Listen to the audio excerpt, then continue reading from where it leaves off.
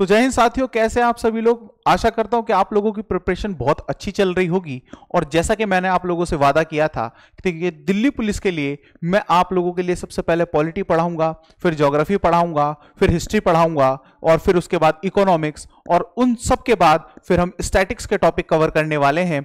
मतलब कि दिल्ली पुलिस के एग्जाम आने तक हम लोग अपने सारे टॉपिक कवर कर लेंगे। उन टॉपिक कवर करने के साथ साथ उन टॉपिक्स को हम एमसीक्यूज फॉर्म में पढ़ेंगे और जितनी ज्यादा से ज्यादा इंफॉर्मेशन हमारे एग्जाम में आती हैं वो सारी हम उससे पहले कवर कर लेंगे, ताकि हमारे एग्जाम में हमसे कोई भी क्वेश्चन बच ना पाए। तो सारी जीएस की गारंटी मैंने आप लोगों से ली है और उस वादे के मुताबिक मैं हर क्लास लेकर आ रहा हूं। और आज जो हमारी क्लास है वो क्लास 3 है, हमारा प्रैक्टिस सेट 3। तो इसमें हम लोग क्या पढ़ने वाले हैं, तो आज हम मौलिक अधिकार मतलब फंडामेंटल राइट्स कवर करेंगे, फंडामेंटल ड्यूटीज कवर करेंगे और direct principle of state policy cover करेंगे।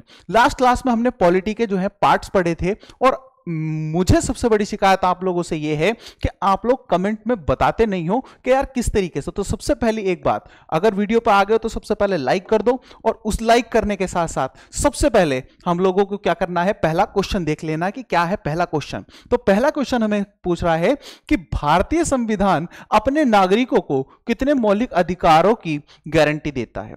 भाई पहली चीज अगर मैं आपसे पूछना चाहूं कि मेरे भाई मुझे यह बताइए आप कि जो हमारा भारतीय संविधान है ये लागू कब हुआ था, तो लागू हुआ था 26 जनवरी 1950 को। अब यहां पर अगर मैं बात करूं मौलिक अधिकार क्या होते हैं या हमारे क्या होते हैं, अगर हम बात करें तो फंडामेंटल राइट्स क्या होते हैं। ये भारत में किसी भी व्यक्ति के लिए हमारे देश के या हमारे सरकार का वादा होता है कि हमारे प्रत्येक नागरिक को इतने प्रकार की सुरक्षाएं या इतने प्रकार के उसके अधिकार हैं जो हमसे सरकार भी नहीं छीन सकती, पुलिस भी नहीं छीन सकती। तो आज की वीडियो में हम जानेंगे किस किस तरीके से। तो सबसे पहले क्या क्वेश्चन पूछा गया है कि भारतीय संविधान अपने नागरिकों को कितने मौलिक अधिकारों की गारंटी देती है। ऑप्शन ए है 5, ऑप्शन बी है 6, ऑप्शन बी है 7, ऑप्शन सी है 7 और ऑप्शन डी है 8। तो सबसे पहले अगर हम बात करें तो बच्चा जानता है कि एट प्रेजेंट टाइम में किसकी बात कर रहे हैं सर, प्रेजेंट टाइम की बात कर रहे हैं। एट प्रेजेंट टाइम में हमारे टोटल कितने मौलिक अधिकार हैं सर, 6 मौलिक अधिकार हैं। लेकिन जो हमारा मूल संविधान था, कौन सा संविधान था, मूल संविधान था, उसमें हमारे मौलिक अधिकारों की संख्या कितनी थी, जो हमारा बेसिक कॉन्स्टिट्यूशन था उसमें जो हमारे मौलिक अधिकारों की संख्या थी सर वो थी 7। तो एट प्रेजेंट टाइम के अकॉर्डिंग ही हम चलेंगे। हमारा जो अभी के समय का जो हमारा इसका आंसर होगा तो वो क्या आंसर होने वाला है, option B 6 fundamental rights are right answer. बात समझ में आई भाई, 6 फंडामेंटल राइट्स जो हैं हमारे सही आंसर है। लेकिन मैंने आपसे वादा किया था कि क्वेश्चन 1 होगा, लेकिन उसके एक्सप्लेनेशन में हम इतने सारे क्वेश्चन कवर कर लेंगे कि हमारे पूरे एग्जाम में जितने भी क्वेश्चन आएंगे, चाहे दिल्ली पुलिस ही हो चाहे कोई सा भी एग्जाम हो, हम सबके लिए पॉलिटी पढ़ सकते हैं। मैं लास्ट टाइम भी आपको बताया था। तो इसीलिए हम लोग यहां पर क्या कर रहे हैं, देखिएगा। मूल रूप से भारतीय संविधान में 7 मौलिक अधिकार थे, तो ऑप्शन बी तो सही है ही, ठीक है। तो क्या है, मूल रूप से भारतीय संविधान में 7 मौलिक अधिकार थे, लेकिन संपत्ति का अधिकार जो कि आर्टिकल 31 में था, क्या 44वें संविधान संशोधन अधिनियम 1978 द्वारा हटा दिया गया है। और कहां शिफ्ट कर दिया गया है, यह शिफ्ट कर दिया गया है आर्टिकल 300A में, ठीक है, आर्टिकल 300A में। बात क्लियर है। तो आर्टिकल 300 में ये शिफ्ट कर दिया गया है। तो अब बात क्या है, आज के टाइम पर मौलिक अधिकारों की सूची 12 अनुच्छेद 12 से अनुच्छेद 35 तक है। कल हमने ये बात पढ़ी ली थी, तो इसमें कोई नई चीज है नहीं कि भारत के जो मौलिक अधिकार हैं, हमारे संविधान में जो मौलिक अधिकारों का उल्लेख किया गया है वो अनुच्छेद 12 से लेकर 35 तक किया गया है। और कौन से संविधान संशोधन के बेसिस पर हटाया गया था हमारा 7वां संविधान, हमारा 7वां मौलिक अधिकार, तो 7वां जो हमारा मौलिक अधिकार था वो 44वें संविधान संशोधन के बेसिस पर हटाया गया था। और 44वां संविधान संशोधन हुआ कब था, तो सर वो हुआ था 1978 में। अब ये सारी चीजें सीख लो। मैंने आपसे एक बात कही थी कि जो बच्चा पूरे साल भी ना पढ़ा हो इन क्लासेस को ले ले, तो भाई एग्जाम में मैं नहीं मानता कि उससे पॉलिटी से कोई क्वेश्चन उसका बच जाएगा, मेरी गारंटी है। और आप वीडियो तो रहेंगी, इन पे कमेंट कर करके बताना अगर किसी के एग्जाम में क्वेश्चन ना आया कि सर आपने जो पढ़ाया था वो एग्जाम में बिल्कुल नहीं आया, हो ही नहीं सकता। क्लियर। तो अगली चीज क्या है, अगली चीज हम इसमें क्या देख सकते हैं, तो देखो हमारे जो 6 हैं, टोटल कितने हैं, जो टोटल हमारे 6 मौलिक अधिकार हैं, 6 फंडामेंटल राइट्स हैं। तो 6 मौलिक अधिकारों को जो हमारे वनडे एग्जाम्स के बेसिस पर, दिल्ली पुलिस के एग्जाम के बेसिस पर हम बात कर रहे हैं, तो उनको देखते हैं। तो देखो सबसे पहला मौलिक अधिकार क्या है? Right to equality. क्या बात कर रहे हैं सर? हम राइट टू इक्वालिटी की बात कर रहे हैं। राइट टू इक्वालिटी मतलब समानता का अधिकार, और समानता का अधिकार अनुच्छेद 14 से 18 तक आता है। क्वेश्चन एक यहां भी बन सकता है कि समानता का अधिकार सर कौन से अनुच्छेद से कौन से अनुच्छेद तक है, तो आप बताएंगे सर 14 से लेकर 18 तक है। लेकिन कई बार आर्टिकल के बेसिस पर क्वेश्चन पूछ लेगा आपसे, डायरेक्ट आर्टिकल के बेसिस पे पूछ लेगा। क्या पूछेगा कि धर्म, जाति, लिंग, मूल स्थान आदि के आधार पर भेदभाव का निषेध किस आर्टिकल के अनुसार है? Prohibition of discrimination on grounds of religion, race, caste, sex और प्लेस ऑफ बर्थ। मतलब अगर किसी को कोई व्यक्ति नेपाली कहता है, या किसी को कोई व्यक्ति पहाड़ी कहता है, या किसी को कोई व्यक्ति बिहारी कहता है, तो ये क्या है? ये एक रेसिज्म है, जिसके बेसिस पर वो व्यक्ति आप पर केस कर सकता है। कौन से आर्टिकल के बेसिस पर? आर्टिकल 15 के बेसिस पर। अगर आप किसी को किसी के निवास स्थान के हिसाब से, जहां उसका प्लेस हुआ उसके हिसाब से उसको क्रिटिसाइज करो। भाई अगर कोई व्यक्ति, अगर कोई बच्चा किसी ऐसे क्षेत्र में पैदा होता है जहां नक्सली लोग पढ़ते हैं, जहां नक्सली लोग रहते हैं, तो उस नक्सली लोगों में पैदा होने का उस बच्चे का तो कोई गुनाह नहीं है ना। क्या पता वो बच्चा भी आईएएस बन जाए आगे चलकर पढ़कर, ठीक है? क्या पता वो बच्चा भी दिल्ली पुलिस की तैयारी कर रहा हो। तो ऐसे बेसिस पर अगर कोई व्यक्ति किसी की मजाक उड़ाता है, सेक्स के नाम, मतलब अगर कोई किसी को कहता है तू लड़की है, तू कुछ कर नहीं पाएगी, तू लड़का, तू बेकार है, ठीक है? तो यहां पर ऐसे नहीं। कास्ट के बेसिस पर अगर आपको कोई, आज के समय में क्या है, आप देखते होंगे सोशल मीडिया पर किस तरीके से कास्टिज्म चलता है। भाई कोई अपनी कास्ट को लिख रहा है, कोई अपनी कास्ट को प्रमोट कर रहा है। कास्टिज्म इतना बड़े लेवल पर नहीं होना चाहिए, और कास्टिज्म के सबसे ज्यादा खिलाफ होना चाहिए आज के लिए, आज के समय में। हमारे देश को अगर पीछे छोड़ने वाली कोई चीज है तो वो कास्ट सिस्टम है। हम लोग अपनी अपनी कास्टों में लगे हुए हैं, अपने अपने लोगों को आगे बढ़ाने के लिए लगे हुए हैं, लेकिन देश हित में कोई यहां पर सोच नहीं रहा। तो कास्टिज्म भी सबसे बड़ी खतरनाक चीज है। उसके बाद क्या बात कर रहे हैं हम सर? उसके बाद हम कर रहे हैं रेस, उसके बाद रिलीजन। तो धर्म के आधार पर भी हम लोग क्या करते हैं? धर्म के आधार पर तू हिंदू, तू मुस्लिम, तू सिख, तू ईसाई। तो इस तरीके से भी अगर कोई व्यक्ति किसी के साथ शोषण कर रहा है तो उसका आर्टिकल 15 उसको बचाने के लिए हमेशा तैयार खड़ा है कि आर्टिकल अनुच्छेद 15 के अनुसार ये हर एक व्यक्ति का मौलिक अधिकार है कि उसको ना तो किसी इन सब चीजों, इन सब शर्तों के आधार पर उसको जो है बुली नहीं किया जाएगा। अगली बात की जाए तो सर सार्वजनिक रोजगार में अवसर की समानता, मतलब क्या? Equality of opportunity in public employment. मतलब जो अभी भारत सरकार जो रोजगार देती है उसमें सभी लोगों को जो है समानता मिलनी चाहिए। तो आर्टिकल 16 इस बारे में बात कर रहा है।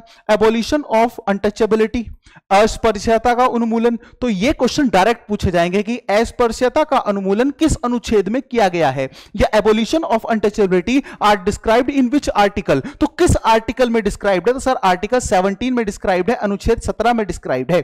एबोलिशन ऑफ टाइटल्स मतलब उपाधियों का उन्मूलन, उपाधियां खत्म कर दी गई। जैसे भाई कोई किसी भी तरीके की उपाधि ले सकता है, तो भारत में उपाधियों का अंत कर दिया गया है, ठीक है? राजा, महाराजा, ये राजाधिराज, ठीक? तो इस तरीके की उपाधियों का अंत कर दिया गया आर्टिकल 18 के बेसिस पर। अगर कोई व्यक्ति किसी को छूते हुए कतरा रहा है, किसी के बस में किसी के बगल में बैठ के जाने से कतरा रहा है, तो आर्टिकल कौन सा? सर आर्टिकल 17 उस बात के लिए, उस व्यक्ति के लिए लड़ेगा कि भाई हमारे संविधान का अनुच्छेद 17 इस बात की हमें क्या देता है? गारंटी देता है कि कोई व्यक्ति किसी को छूते हुए क्या नहीं कर सकता?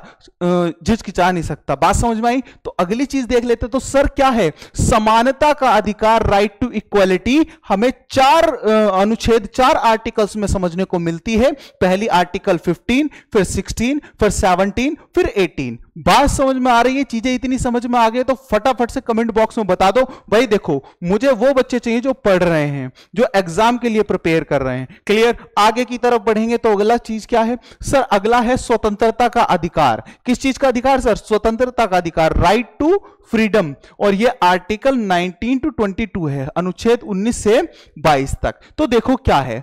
Speech and expression, assembly, association, movement और रेजिडेंस, ठीक है? मतलब ये हमें आर्टिकल 19, ठीक है? तो अनुच्छेद 19 हमें क्या कह रहा है?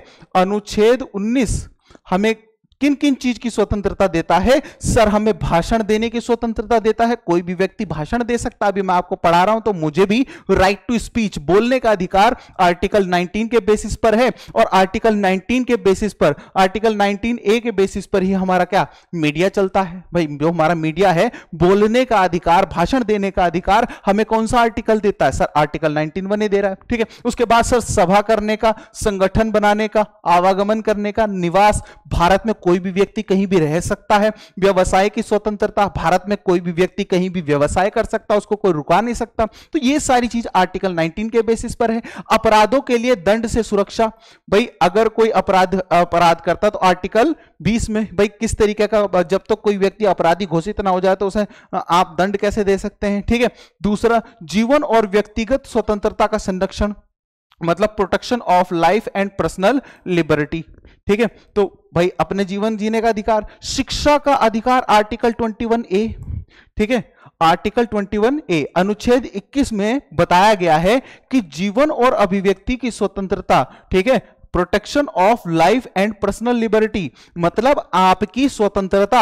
आप अगर एक कमरे में रहना चाह रहे हैं, शांत माहौल में, वातावरण में, तो आपको कोई डिस्टर्ब नहीं कर सकता, आपको कोई जबरदस्ती बाहर नहीं निकाल सकता। बस लेकिन इसमें एक अपवाद है, वो आपके माता पिता नहीं होने चाहिए। मतलब ये कॉन्स्टिट्यूशनल बात नहीं है, संविधान के हिसाब से माता पिता को भी सजा दिलाई जा सकती है। अगर कोई व्यक्ति किसी का फोन चेक कर रहा है, क्या कर रहा है, फोन चेक कर रहा है, तो उसको आर्टिकल 21A के बेसिस पर क्या होगा, उसको सजा दिलाई जा सकती है। अब क्या कोई व्यक्ति अपने माता पिता को सजा दिला सकता है? मम्मी अगर फोन चेक कर रही है तो आर्टिकल 21A के आर्टिकल 21 के बेसिस पर आप क्या कर सकते हैं?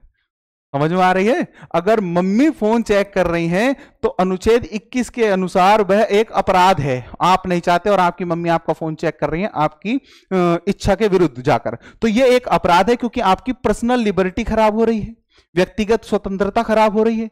और कोई भी व्यक्ति अगर आपकी जांच करता है, आपके घर में आकर पुलिस जांच करती है, तो आर्टिकल 21 आपको बचाएगा। जब तक पुलिस के पास क्या हो, जब तक पुलिस के पास कोई नोटिस ना हो, तब तक आपके घर में पुलिस नहीं एंटर कर सकती। वो आपकी व्यक्तिगत स्वतंत्रता है। आपके कमरे में बैठकर आप कुछ भी ऐसा काम कर रहे हो जो देश के लिए खतरनाक ना हो, समाज के लिए खतरनाक ना हो, तो आर्टिकल 21A उसके लिए आपको क्या देता है? प्राइवेसी देता है। और आर्टिकल 21A, आर्टिकल 21 तो क्या करता है? ये इस चीज की स्वतंत्रता दे रहा है। अब आर्टिकल 21A क्या कर रहा है? देखो, 86वां संविधान संशोधन 2002, क्वेश्चन इस तरीके से ही पूछा जाएगा कि अनुच्छेद 21A या हिंदी में बोले तो 21 कै, अनुच्छेद 21A या 21 कै भारतीय संविधान में किस संशोधन के तहत ऐड किया गया है? तो भारतीय संविधान में 86वां संविधान संशोधन 86th कॉन्स्टिट्यूशनल अमेंडमेंट 2002 के बेसिस पर भारत में शिक्षा का अधिकार प्रत्येक व्यक्ति को है। भारत में प्रत्येक व्यक्ति को यह अधिकार है कि वो शिक्षा ग्रहण कर सके। आपने डॉक्टर भीमराव अंबेडकर की कहानी सुनी होगी, वो क्लास से बाहर बैठकर पढ़ते थे, उनके साथ बच्चे उन्हें पढ़ने नहीं देते थे। तो वही सारी चीजें जो हैं आज के समय में बच्चों के साथ ना हो, क्योंकि अगर वो बच्चा उस समय ना पढ़ पाता तो सोचिए हमारा देश कितना एक टैलेंटेड व्यक्ति को खो देता, कि जो डॉक्टर भीमराव अंबेडकर ने पूरे जीवन भर किया है। तो वही चीज है कि शिक्षा का अधिकार, अनुच्छेद 21A हर एक व्यक्ति को शिक्षा का अधिकार है। उसके बाद अगर मैं बात करूं, मनमानी गिरफ्तारी और निवारक नजरबंदी से सुरक्षा, मतलब अगर पुलिस आपको जबरदस्ती गिरफ्तार कर लेती है तो आप क्या करेंगे? आर्टिकल 22 के बेसिस पर यह आपको अधिकार देता है संविधान कि आपको मनमाने तरीके से गिरफ्तार नहीं किया जा सकता, आपको एक सॉलिड रीजन देकर गिरफ्तार किया जा सकता है। और नजरबंद मतलब घर वाले आपको क्या कर रहे हैं? घर वाले आपको घर में बंद कर देना कि तू आज के बाद घर से बाहर नहीं निकलेगा, उल्टे सीधे काम करता फिरता है, तो फिर क्या है? आर्टिकल 22 इसमें आपको क्या करेगा? वो आप कह सकते हैं कि मेरा संविधान का अनुच्छेद 22 मुझे इस बात की सुरक्षा देता है कि आप मुझे नजरबंद नहीं कर सकते, ठीक है, आप मुझे घर में बंद नहीं कर सकते बिना किसी सॉलिड रीजन के, ठीक है। उसके बाद यार अगर अगली बात की जाए तो शोषण के विरुद्ध अधिकार, मतलब राइट अगेंस्ट एक्सप्लॉयटेशन, ठीक है, मतलब ये 23-24 में शोषण के खिलाफ। मानव तस्करी और जबरन श्रम का निषेध, मान लीजिए पहले दास प्रथा थी, क्या थी? दास प्रथा, मतलब छोटे छोटे बच्चों को ही, जो मम्मी पापा इतना कर्जे ले लिया करते थे कि छोटे छोटे बच्चे बड़े बड़े जमींदारों के घर जो है मेहनत मजदूरी करने लग जाते थे। तो वो बच्चा अगर पढ़ेगा नहीं तो देश का भविष्य कौन बनाएगा? भाई कल को चल के इसरो को कौन संभालेगा? देश की राजनीति कौन संभालेगा, देश की सेक्रेटरीट कौन संभालेगा? तो जबरदस्ती आप किसी से श्रम नहीं करा सकते। क्या नहीं करा सकते सर? जबरदस्ती आप किसी से श्रम नहीं करा सकते। मानव तस्करी, आप लोगों जो पहले जो आप देखते थे ना, पहले कुंभ के मेले में एक बच्चा खो जाता था, एक मूवी है सुहाग, शायद अगर मैं सही हूं तो उसमें अमिताभ बच्चन और शशि कपूर है। तो अमिताभ बच्चन, एक औरत के 2 बच्चे होते हैं और कादर खान उसका एक बच्चा चुरा के ले जाता है और जाकर उसे बेच देता है। तो क्या आर्टिकल 23 के बेसिस पर उसकी मां जो है अपने बच्चे को अगर वो गुनहगार पकड़ लिया जाए तो क्या है, आर्टिकल 23 के बेसिस पर उसे जेल करा सकती है। ठीक है, मतलब वो एक क्राइम है। मानव तस्करी मतलब लोगों को बेचना। ठीक है भाई, ठीक है। ह्यूमन ट्रैफिकिंग आजकल बहुत ज्यादा चल रहा है, लोग आजकल भी चल रहा है और पहले से चलता आ रहा है। छोटे छोटे बच्चों को उठा के ले जाते थे मोहल्ले से और फिर उन्हें बेच दिया करते थे, है ना। तो ये सारी घटनाएं इन सब चीजों से चल रही हैं। अब 14 वर्ष से कम आयु के बच्चों को कारखाने आदि में काम करने से निषेध।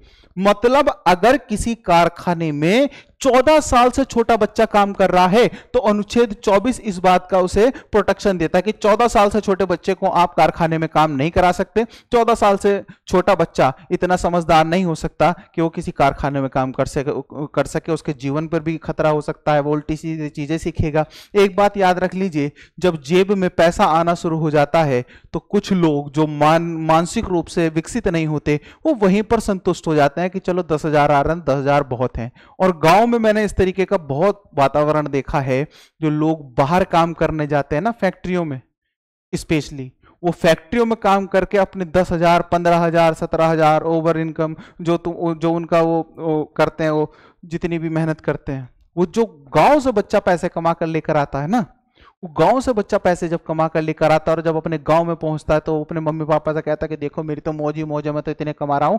फिर वहां से इज्जत करनी कम शुरू कर देता है और फिर क्या करता है, वो अपने आप को बादशाह समझना शुरू कर देता है। फिर उल्टी सीधी चीजों का सेवन, अल्कोहल का सेवन, सिगरेट का सेवन, तो उल्टी सीधी इन सब चीजों के चक्कर में जब बच्चा पड़ जाता है तो यही चीजें बिगाड़ती हैं। कम उम्र में पैसा आना या पैसा कमाना दोनों ही खतरनाक हैं, अगर परवरिश में कमी है तो। अगर परवरिश अच्छी है तो सब कुछ अच्छा है। तो यहीं पर चीजें कमी है। जो गांव के जो लोग हैं, गांव के जो हमारे भाई हैं, पहले गांव के संस्कार बहुत अच्छे हुआ करते थे, लेकिन आज भी मैं कुछ फैमिली को ऐसा जानता हूं जो बाहर कमाने चले जाता है। कम उम्र में अगर बच्चा कमाने जा रहा है, पढ़ाई को छोड़कर, पढ़ाई को कॉम्प्रोमाइज करके, तो वो बहुत बड़ा खतरनाक खतरा बन सकता है आने वाले समाज के लिए भी और अपने परिवार के लिए भी। इसलिए ध्यान रखें, इन सब चीजों को आप देख सकते हैं। तो देखो, धर्म की स्वतंत्रता का अधिकार, अनुच्छेद 25 से 28 तक धर्म की स्वतंत्रता है। मतलब अंतःकरण की स्वतंत्रता, धर्म का पालन करना, आचरण और प्रचार की स्वतंत्रता। भाई कोई भी व्यक्ति अपने धर्म का प्रचार कर सकता है, धर्म का पालन कर सकता है, और अंतःकरण की स्वतंत्रता तो उसको है ही। Freedom of conscience and free profession, practice और जी प्रोपेगेशन ऑफ रिलीजन। ठीक है, बात समझ में आई? तो कौन सा आर्टिकल सर? 25। आर्टिकल 25 के बेसिस पर, आर्टिकल 25 के बेसिस पर सब नोट डाउन करते रहो और सारी चीजें बेटा कल को फिर सुबह उठकर रटनी है। ठीक है, आज आप पढ़ रहे हैं, कल सुबह जब उठोगे तो कल सारी चीजें रटनी है, और जब आप अगली वीडियो देखोगे तो उसमें मैं इससे रिलेटेड क्वेश्चन आपसे पूछ रहा हूँ। मेहनत इसी तरीके से करनी है। क्लियर? अगली बात, धार्मिक मामलों के प्रबंधन की स्वतंत्रता, आर्टिकल 26, मतलब freedom to manage religious affairs, धार्मिक मामलों को संबंधित जितने भी अधिकार हैं। तो आर्टिकल 26, किसी धर्म के प्रचार हेतु कर भुगतान से मुक्ति, मतलब आप अगर किसी धर्म का प्रचार कर रहे हैं तो उस पर टैक्स नहीं लगेगा। Freedom from tax, freedom from payment of taxes for promotion of any religion, तो आर्टिकल 27 के बेसिस पर। समझ रहे हैं ना? जितने भी धर्म के प्रचारक हैं, जितने भी धर्म के लोग हैं, वो सब टैक्स फ्री होता है, उन पे टैक्स नहीं लगता। बात समझ रहे हैं? और टैक्स फ्री होने के साथ साथ जो फीस लेते हैं वो अपनी, वो सब आजकल आप देख ही रहे हैं। ज्यादा खुले विचारों में ज्यादा नहीं जाना चाहिए, हमारा काम पढ़ाई का है, समाज सुधार का नहीं है। तो अभी देखते हैं, समाज सुधार की भी न्यू शिक्षा से ही होती है, लेकिन अभी आप इतना समझ सकते हैं। ठीक है, freedom in attending religious introduction in educational institution, article 28, मतलब शैक्षणिक संस्थानों में धार्मिक शिक्षा से स्वतंत्रता। बात यह है कि कोई भी जो शैक्षणिक, मतलब जो एजुकेशनल फील्ड है, वहां पर धार्मिक शिक्षा नहीं दी जाएगी, ना तो 4 सिलेबस और बढ़ जाएंगे, भगवत गीता, गुरु ग्रंथ साहिब और जी कुरान और जी जो जितनी भी किताबें हैं, सुत्त पिटक, विनय पिटक, अभिधम पिटक, तो ये सारी किताबें अगर सिलेबस में आ गई तो बच्चा जो है फिर इन्हें ही पढ़ेगा। तो क्या बात है कि धार्मिक शैक्षणिक संस्थानों में धार्मिक शिक्षा से स्वतंत्रता है, धार्मिक शिक्षा शैक्षिक संस्थानों में नहीं दी जाती। उसके बाद अगर अगली बात की जाए तो सर सांस्कृतिक और शैक्षणिक अधिकार, कल्चर एंड एजुकेशनल राइट, ठीक है। तो अल्पसंख्यकों के हितों का संरक्षण आर्टिकल 29 में बताया गया है। इसी तरीके का डायरेक्ट क्वेश्चन आपके एग्जाम्स में आने वाले हैं, इसीलिए मैं बार बार इनको अच्छे से डिटेल में पढ़ा रहा हूं। उसके बाद अगर अगली बात की जाए, right of minorities to establish and administer educational institutions, article 30 में बताया गया। मतलब अल्पसंख्यकों को अपने शैक्षणिक संस्थान स्थापित करने और संचालित करने का अधिकार, ठीक है। जैसे मदरसा, अल्पसंख्यक, अदर बैकवर्ड क्लासेस, ठीक है। तो जो अल्पसंख्यक हैं, जो कम हैं संख्या में, वो क्या कर सकते हैं, वो अपने शैक्षणिक संस्थान चला सकते हैं, ठीक है, और उनको संचालित कर सकते हैं आर्टिकल 30 के बेसिस पर, अनुच्छेद 30 के अनुसार, ठीक है। क्लियर है, बात समझ में आ रही है। उसके बाद अगर अगली बात की जाए सर, तो अगली बात क्या है, right to constitutional remedies, article 32। Bharat के जनक, भारत के संविधान के जनक कौन, डॉक्टर भीमराव अंबेडकर। डॉक्टर भीमराव अंबेडकर ने इस अनुच्छेद को, आर्टिकल 32 को संविधान की क्या, संविधान की आत्मा कहा था, संविधान की आत्मा कहा था, सोल ऑफ इंडियन कॉन्स्टिट्यूशन। किसने कहा था, डॉक्टर भीमराव अंबेडकर ने। किस लिए कहा था आर्टिकल 32 को, तो समझते हैं। मौलिक अधिकारों की सुरक्षा हेतु सर्वोच्च न्यायालय में जाने का अधिकार। अब देखो भाई, मन मन में ये नहीं कहना कि सर 30 के बाद 32 कैसे आ गया, क्योंकि 31 आर्टिकल 300A में पहुंच गया है, वो मैंने कल क्लास में आपको पढ़ाया था, ठीक है। कौन से कॉन्स्टिट्यूशनल अमेंडमेंट के बेसिस पे पहुंच गया है सर, 44वें कॉन्स्टिट्यूशनल अमेंडमेंट के बेसिस पहुंच गया है, 44 कॉन्स्टिट्यूशनल अमेंडमेंट के बेसिस पे पहुंच गया है, ठीक है। कब हुआ था आर्टिकल, कब हुआ था, कौन से ईयर में हुआ था, 1978 में हुआ था। क्लियर है। उसके बाद सर डॉक्टर भीमराव अंबेडकर ने इसे संविधान का हृदय और आत्मा कहा है। सर्वोच्च न्यायालय 5 प्रकार की रिट जारी करता है, इसी के बेसिस पर सर्वोच्च न्यायालय 5 प्रकार की रिट जारी करता है। ये रिट क्या होती है सर, रिट एक कानूनी आदेश होता है जो सर्वोच्च न्यायालय अनुच्छेद 32 या उच्च न्यायालय 2026 के द्वारा, देखो हाई कोर्ट किसके बेसिस पर, हाई कोर्ट 2026 के अनुच्छेद 2026 के बेसिस पर, और सुप्रीम कोर्ट किसके बेसिस पर सर, आर्टिकल 32 के बेसिस पर। क्या कर रहा था, ताकि मौलिक अधिकारों के रक्षा की जा सके। अगर किसी के मौलिक अधिकारों की रक्षा नहीं हो पा रही है तो फिर क्या, सुप्रीम कोर्ट उसके लिए रिट जारी करता है, ठीक है। क्या, अब किस प्रकार की है ये writ, habeas corpus, you may have to the body release from illegal detention. देखो, गैर कानूनी गिरफ्तारी से मुक्ति, हेबियस कॉर्पस रिट, अगर मान लीजिए कोर्ट हेबियस कॉर्पस रिट देता है, जारी करता है, तो क्या है, अगर किसी व्यक्ति को गिरफ्तार किया गया है तो उसे किस बेसिस पर गिरफ्तार किया गया है, या कोर्ट पुलिस से कहेगी कि उस व्यक्ति को मेरे सामने उपस्थित करो। आपने इस तरीके की कई सारी फिल्में देखी होंगी, पुलिस वालों ने अपनी निजी दुश्मनी निकालने के लिए किसी व्यक्ति को गिरफ्तार कर लिया। अब उसके घर वाले क्या जाएंगे, जाकर हेबियस कॉर्पस में हेबियस कॉर्पस रिट जारी करवाएंगे और कहेंगे कि वो व्यक्ति कहाँ हाजिर हो जाना चाहिए, कोर्ट में हाजिर हो जाना चाहिए कल तक। पुलिस वाले कहेंगे जी सर बिल्कुल कल तक पहुंच जाएगा। क्लियर। अगली बात, मैनेडेमस बी कमांड परफर लीगल ड्यूटी, वैधानिक कर्तव्य पूरा करने का आदेश। भाई किसी भी सरकारी कर्मचारी को वैधानिक कर्तव्य पूरा करने का अधिकार जो है, आदेश जो है कौन देगा, भाई ये अगर मैंडेमस रिट जारी करता है कोर्ट तो फिर क्या होता है, वैधानिक कर्तव्य पूरा। प्रोहिबिशन मतलब to forbid stop lower court from overstepping power, मतलब निचली अदालत को अधिकार से बाहर जाने से रोकना। मान लीजिए कोई निचली अदालत, मान लीजिए आपका कोई डिस्ट्रिक्ट कोर्ट है, डिस्ट्रिक्ट कोर्ट किसी भी प्रकार के फैसले पे उल्टी सीधी अगर क्या कर देता है, फैसला दे देता है, तो फिर उसको जांच कौन करेगा, हाई कोर्ट। और हाई कोर्ट, फिर हाई कोर्ट इस बात में बताएगा कि आप अपने अधिकार क्षेत्र से बाहर जा रहे हो, वो प्रोहिबिशन रिट जारी करेगा। फिर सर्टियोरी मतलब टू बी इन्फॉर्म्ड ठीक है, क्या निचली अदालतों का गलत निर्णय रद्द करना। अगर निचली अदालत कोई गलत निर्णय दे देती है तो उस गलत निर्णय को रद्द करने का काम किसका होगा, हाई कोर्ट का होगा। भाई आप क्या कर सकते हैं, देखो भाई कोई भी है, मान लीजिए डिस्ट्रिक्ट कोर्ट होता है, अब डिस्ट्रिक्ट कोर्ट में जो जजी होती है, ठीक है, जो कोर्ट होता है डिस्ट्रिक्ट कोर्ट, उस डिस्ट्रिक्ट कोर्ट में आप मान लीजिए कोई फैसला दे दिया गया, तो आप उस फैसले को चैलेंज कहां जाकर कर सकते हो, हाई कोर्ट में कर सकते हो, और हाई कोर्ट उस फैसले को गलत भी कह सकता है। तो उसके लिए सर्टियोररी जो है आपकी क्या रिट जारी होगी। फिर क्यू वारंटो, ठीक है, क्यू वारंटो क्या होगा, किसी सार्वजनिक पद पर अवैध कब्जे की जांच करना, ठीक है, मतलब किसी सार्वजनिक पद पर अवैध कब्जे की जांच करने के लिए क्यों वारंटो, ठीक है, रिट जारी करेगा हाई कोर्ट या सुप्रीम कोर्ट। ठीक है, हाई कोर्ट किसके बेसिस पर करेगा, और हाई कोर्ट कौन सा आर्टिकल के बेसिस पर करेगा, 226 के बेसिस पर, और ये सुप्रीम कोर्ट आर्टिकल 32 के बेसिस पर। उसके बाद यार अगर अगली बात की जाए, देखो क्लास बहुत ज्यादा इंटरेस्टिंग होती जा रही है, और इस क्लास को इंटरेस्टिंग होने के साथ साथ आपसे मैं एक चीज की रिक्वेस्ट करूंगा कि ये सारी जो पॉइंट्स हैं इन सबको नोट करना है एग्जाम में अच्छे से। देखो अगला क्वेश्चन देखते हैं यार, अगला क्वेश्चन मैंने बना दिया है क्योंकि इसे मैं ज्यादा डिटेल में समझाना चाहता हूं। देखो क्या है, भारतीय संविधान का अनुच्छेद 19 भारतीय नागरिकों को निम्नलिखित में से कौन सी स्वतंत्रता प्रदान करता है।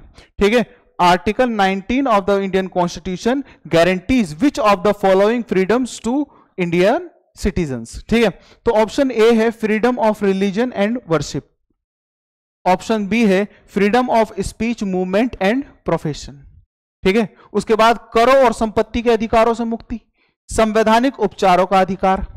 तो यार धर्म की स्वतंत्रता, ये तो हमें आर्टिकल 19 से रिलेटेड तो हमें कुछ ऐसा दिखाई दे रहा है कि सर आर्टिकल 19 भाषण की बात आ गई ना, बोलने की स्वतंत्रता। कौन सा आर्टिकल दे रहा था, अभी तो पढ़ा था सर आर्टिकल 19 दे रहा था। अरे सर ये कितना इजी सा है, कितना इजी है, अगर बच्चा पढ़ ले तो इन क्वेश्चन ये कितने इजी हैं। भाई यही बात है, अगर पढ़ लें और इनको याद भी रख लें तो एग्जाम में ऐसे ऐसे क्वेश्चन की कोई वैल्यूज है ही नहीं, हम अच्छे से इसको क्या कर सकते हैं, कवर कर सकते हैं। अगली बात की तरफ बढ़े यार, देखो क्या बता रहा है सर, भाषण, आवागमन और व्यवसाय की स्वतंत्रता आर्टिकल 19 देता है। अब जरा इसके बारे में समझते हैं। सर आर्टिकल 19(1)(a) के अंतर्गत 6 मौलिक स्वतंत्रताएं आती हैं, मतलब आर्टिकल 19(a) के अंतर्गत, ठीक है, 1 के अंतर्गत आर्टिकल 19(1) के अंतर्गत 6 स्वतंत्रताएं आती हैं, और 19(1)(a), 19(1)(b) इस तरीके से हम लोग चलने वाले हैं। प्रत्येक नागरिक को अपने विचारों और मतों को किसी भी माध्यम से स्वतंत्र रूप से व्यक्त करने का अधिकार है। हर व्यक्ति अपनी जो है बात जो है लोगों के सामने व्यक्त कर सकता है, बोल सकता है, उसके दिल में जो बात है वो बोल सकता है, उसे सरकार भी नहीं रोक सकती। और इस बात का अधिकार कौन देता है हमें, सुप्रीम कोर्ट और हाई कोर्ट। सुप्रीम कोर्ट और हाई कोर्ट हमारे मौलिक अधिकारों का संरक्षण करते हैं, और उसके लिए क्या करते हैं, रिट जारी करते हैं, जो हमने अभी पीछे पढ़ा है। तो प्रतिबंध क्या, लोक व्यवस्था, पब्लिक ऑर्डर। अगर भाई मान लीजिए कोई व्यक्ति अपने मौलिक अधिकारों के लिए कह देता है कि नहीं जी मेरा तो मन कर रहा है मैं तो बहुत तेज तेज गाने सुनूं। अब भाई मान लीजिए दो घर हैं बगल बगल में, अब एक घर में तो 10वीं क्लास का पेपर है, बोर्ड का एग्जाम है, और उसी घर के बगल में जो है बर्थडे पार्टी चल रही है और रात भर जो है गाने चल रहे हैं, बहुत अच्छे अच्छे एकदम मजेदार गाने, और जी जिसका डांस नहीं करना वो जाकर अपनी भैंस चराए। ठीक है, लेकिन क्या है, अब लोक व्यवस्था का पब्लिक ऑर्डर मतलब क्या है यार, तुम दूसरे की भी तो स्वतंत्रता डिस्टर्ब कर रहे हो, उसका भी तो अधिकार है, पर्सनल लिबर्टी आर्टिकल 21 कि वो उसके बेसिस पर आराम से पढ़ सकता है। तो कोई व्यक्ति किसी दूसरे की स्वतंत्रता को हनन ना कर सके उसके लिए क्या है, प्रतिबंध भी लगाए गए हैं लोक व्यवस्था में। शालीनता आप खराब नहीं कर सकते, शालीनता मतलब डिसेंसी, अगर कोई व्यक्ति डिसेंसी नहीं है तो फिर क्या ही कर सकते हैं। उसके बाद सर नैतिकता, राज्य की सुरक्षा आदि, ठीक है, मोरालिटी, सिक्योरिटी ऑफ स्टेट। तो इस तरीके का आर्टिकल 19(2) के जो है इनको क्या करता है, इसको प्रोहिबिटेड करता है, रिस्ट्रिक्शंस लगाता है, प्रतिबंध लगाता है कि कोई भी व्यक्ति क्या करता है। आर्टिकल 19(1) के बेसिस पर प्रत्येक नागरिक को अपने विचारों और मतों को स्वतंत्रता करने की स्वतंत्रता है, आर्टिकल 19(1)(a) के बेसिस पर। ठीक है, क्लियर। भाषण और अभिव्यक्ति की स्वतंत्रता पूछा जाएगा, भाषण और अभिव्यक्ति की स्वतंत्रता किस अनुच्छेद के अनुसार है, तो अनुच्छेद 19(1)(a) के बेसिस पर। ठीक है, और इस पर रिस्ट्रिक्शंस कौन लगाएगा, आर्टिकल 19(2). उसके बाद अगर अगला देखें सर, तो अगला क्या करें, शांतिपूर्ण और निरस्त्र सभा करने का स्वतंत्रता, freedom to assemble peacefully and without arms. तो आर्टिकल 19(1)(b के अकॉर्डिंग, ठीक है, आर्टिकल 19(1)(b के अकॉर्डिंग नागरिक निशस्त्र रूप से शांतिपूर्ण सभा कर सकते हैं, जुलूस निकाल सकते हैं। क्लियर। प्रतिबंध क्या है? आर्टिकल 19(3) के बेसिस पे यहां पर प्रतिबंध लगेगा। लोक व्यवस्था और भारत की संप्रभुता, ठीक है, क्या है? भारत की संप्रभुता, पब्लिक ऑर्डर एंड सॉवरेंटी। अगर भाई आप नहीं मानते, भाई मान लीजिए पुलिस को लगता है, क्षेत्र की पुलिस को लगता है कि इस जगह अगर जुलूस निकलेगा तो ये जो है यहां पर जाम लग सकता है या कोई दिक्कत हो सकती है, किसी दूसरे धर्म के लोग जो है दिक्कत कर सकते हैं, तो पुलिस उसके लिए उस जुलूस को मना कर देगी, दूसरे रास्ते से भेजेगी। लेकिन अगर आप फिर भी नहीं मानते तो आर्टिकल 19(3) इस बात के लिए आपको रुका देगा कि भाई साहब ऐसा है, अगर आपके पास अधिकार है जुलूस निकालने का, निशस्त्र भले ही आप निशस्त्र हो, लेकिन आपको रुका देगा। कौन सा? आर्टिकल 19(3), ठीक है। संघ या संगठन बनाने की स्वतंत्रता आर्टिकल 19(1)(c) के अकॉर्डिंग, ठीक है। तो नागरिक संघ, संगठन या राजनीतिक दल बना सकता है। तो सिंपल सी चीज है यार, राजनीतिक दल हमारे यहां चल रहे हैं, तो कौन से बेसिस पर? आर्टिकल 19(1)(c) के बेसिस पर, ठीक है। Public order, morality and sovereignty of India, ये लोक व्यवस्था, नैतिकता और भारत की संप्रभुता, आर्टिकल 19(4), ठीक है। ये इसको क्या करता है? रिस्ट्रिक्शंस लगाता है, प्रतिबंध लगाता है। अगली तरफ बढ़ते हैं यार, चलो देखते हैं। भारत में स्वतंत्र आवागमन का अधिकार, freedom to movement throughout India, Bharat में आप कहीं भी घूम सकते हैं, कहीं भी आ जा सकते हैं। तो नागरिक भारत के किसी भी भाग में स्वतंत्र रूप से घूम सकते हैं। अब घूमने का मतलब ये नहीं तुम जाके इसरो में घूमोगे तो भारत का हिस्सा में तो घूम सकता हूं, तो कहीं कहीं रिस्ट्रिक्शंस भी लगी हुई हैं। और क्या रिस्ट्रिक्शंस हैं? जनहित या अनुसूचित जनजातीय क्षेत्रों के हित में आप लोग कहीं नहीं घूमेंगे। और कहां तक हमने क्या करा था? ये कौन सा रिस्ट्रिक्शन है? 19(4), तो अब 19(5), ठीक है, रिस्ट्रिक्शंस लगा रहा है। क्लियर? बात समझ में आई? 1D clear. अगली बात की जाए तो भारत के किसी भी भाग में निवास करने की स्वतंत्रता। भाई मान लीजिए मैं उत्तर प्रदेश में रहता हूं, और उत्तर प्रदेश में कहां रहता हूं? मेरी भाषा से आप समझ जाते हो, मैं आपके जैसा, बिल्कुल आप ही के जैसा हूं यार, है ना। अभी तो शादी भी नहीं हुई मेरी, तो बात क्या है, अभी तो बहुत ही कम उम्र है मेरी, ठीक। तो अब क्या करना है मुझे? अब यार मुझे जब शादी करनी है तो मेरी वाइफ का तो मन है मसूरी में घर लेने का, तो क्या मैं मसूरी में घर नहीं ले सकता? भाई नहीं, मैं मसूरी में घर ले सकता हूं। और कौन सा आर्टिकल मुझे इस चीज की फ्रीडम देता है? अरे सर, मुझे आर्टिकल 19(1)(d) इस चीज की फ्रीडम देता है कि मैं भारत में स्वतंत्र आवागमन का अधिकार है, लेकिन भारत के किसी भी भाग में निवास करने का अधिकार आर्टिकल 19(1)(e) देगा। अगर मेरी वाइफ घूमने को कहती है तो आप क्या करेंगे? आप घूम सकते हैं 19(1)(d) के बेसिस पर।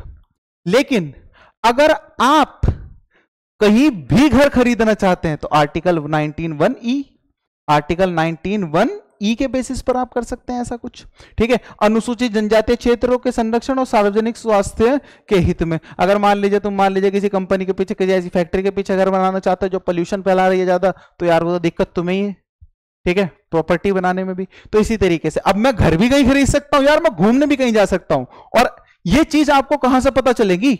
आजकल का बच्चा ना इधर आधर फड़फड़ाते फिरते हैं, बताते फिरता, कहता ही नहीं ये वो दुनिया भर की चीज है। और जब उनसे एक बात पूछी जाए कि क्या चीज है, तो आप क्या जवाब देंगे? आप रेफरेंस देंगे। अरे सर, कीर्तांशु सर ने बताया था कि मैं कहीं भी घूम सकता हूं आर्टिकल 19(1)(d) के बेसिस पर, और सर मैं कहीं भी घर बना सकता हूं आर्टिकल 19(1)(e) के बेसिस पर। इज दैट क्लियर ना? पक्की बात समझ में आई? अब देखो अगली तरफ बढ़ते हैं यार। इतनी अच्छी अच्छी चीजें बता रहा हूं मैं तुम्हें यार, तो थोड़ा बनता है जरा बेटा शेयर करनी है वीडियो, ये उन लोगों को शेयर करनी है जो लोग तुम्हें घूमने से रोकते हैं। तो कौन सा आर्टिकल है बता सकते हो तुम, ठीक है। किसी भी व्यवसाय या पेशा अपनाने की स्वतंत्रता। अब देखो कहोगे एफ कहां गया सर? आर्टिकल 1(f) कहां गया सर? तो आर्टिकल 1(f) भी सर संपत्ति का अधिकार था, प्रॉपर्टी का अधिकार था, और उसको भी 300A में शिफ्ट कर दिया गया है, ठीक है। F के बाद सीधा F नहीं आएगा, G आ जाएगा E के बाद सीधा। तो नागरिक अपनी इच्छा से किसी भी व्यवसाय या पेशे को अपना सकता है, मतलब कोई व्यक्ति किसी भी रोजगार को कर सकता है, आप उसे रुका नहीं सकते। अगर मान लीजिए किसी का फोटो, जैसे वो आपने देखी होगी 3 इडियट मूवी, ठीक है। तो 3 इडियट मूवी में कहता ना, अब्बा नहीं मानेंगे, मुझे इंजीनियर बनाकर छोड़ेंगे, और वो क्या करना चाहता था? वो फोटोग्राफर बनना चाहता था। तो क्या कह सकता वो? कौन से आर्टिकल के बेसिस पर? अरे सर आर्टिकल 1G के बेसिस पर। आर्टिकल 1G के बेसिस पर, क्या नाम था उसका? इमरान था ना? हाँ इमरान ही था, आई थिंक मैं शायद नाम बोल रहा हूं। तो इमरान कह सकता है कि अब्बा मैं इस प्रोफेशन को कर सकता हूं क्योंकि मेरा कॉन्स्टिट्यूशनल राइट है, मैं किसी भी काम को कर सकता हूं और ये मेरी खुद की स्वतंत्रता है, आप मुझे नहीं रुका सकते। लेकिन पापा से इतने बोलने का दम कहां, इतनी देर में तो 3-4 चपत आगे लग जाएंगे पीछे से। तो वही चीज है ना, आप पापा पे केस भी तो नहीं कर सकते ना यार। तो यही तो समस्या है सारी की सारी। अब देखो, लोक व्यवस्था, स्वास्थ्य, नैतिकता, पेशेवर योग्यता के आधार पर ही आप काम कर सकते हैं। मान लीजिए कोई व्यक्ति पढ़ा लिखा नहीं है, कहता मैं तो साइंटिस्ट बनूंगा और साइंटिस्ट की नौकरी करना चाहता हूं, तो क्या उसके लिए योग्यता भी तो होनी चाहिए, पढ़ाई लिखाई भी तो होनी चाहिए ना। तो रिस्ट्रिक्शंस लगे हुए हैं। क्लियर। अगली तरफ बढ़ते हैं, अगला अब देखते हैं यार क्या है। देखो ये क्या, ये कहां से आ गया क्वेश्चन, क्वेश्चन कहां गया, अरे हमारा तो यार कुछ डीपीएसपी का क्वेश्चन गायब हो गया क्या, अरे शिट। देखो यार, अब मैं तुम्हें एक क्वेश्चन बना के देता हूं, जरा क्वेश्चन को समझना और फिर मुझे बताना, ठीक है। एक क्वेश्चन देखते हैं हम, क्वेश्चन क्या है। क्वेश्चन, एक क्वेश्चन लिखता हूं फिर उसके बेसिस पे समझते हैं यार, ठीक है। देखो क्या है, संविधान के किस अनुच्छेद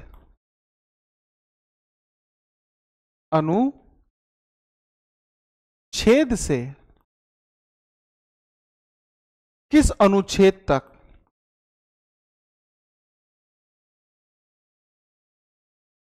क्या है हमारे डीपीएसपी हैं। डीपीएसपी क्या होता है, डायरेक्टिव प्रिंसिपल ऑफ, मतलब directive principle of state policy, directive principle of state policy. Clear, बात समझ में आ रही है।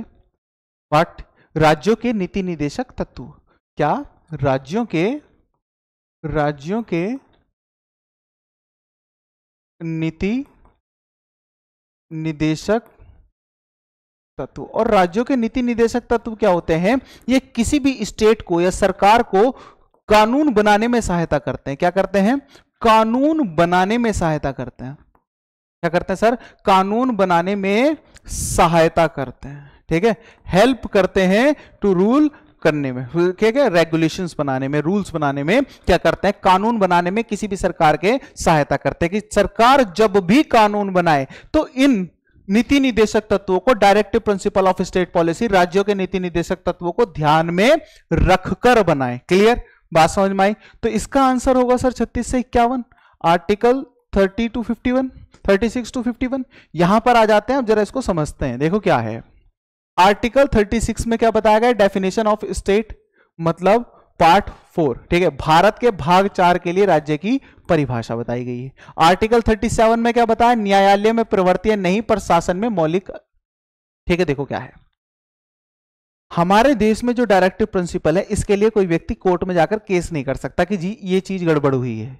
लेकिन क्या कर सकता है, जब सरकार कोई कानून बनाएगी, उस कानून बनाते समय उन्हें इन सब चीजों का ध्यान रखना है।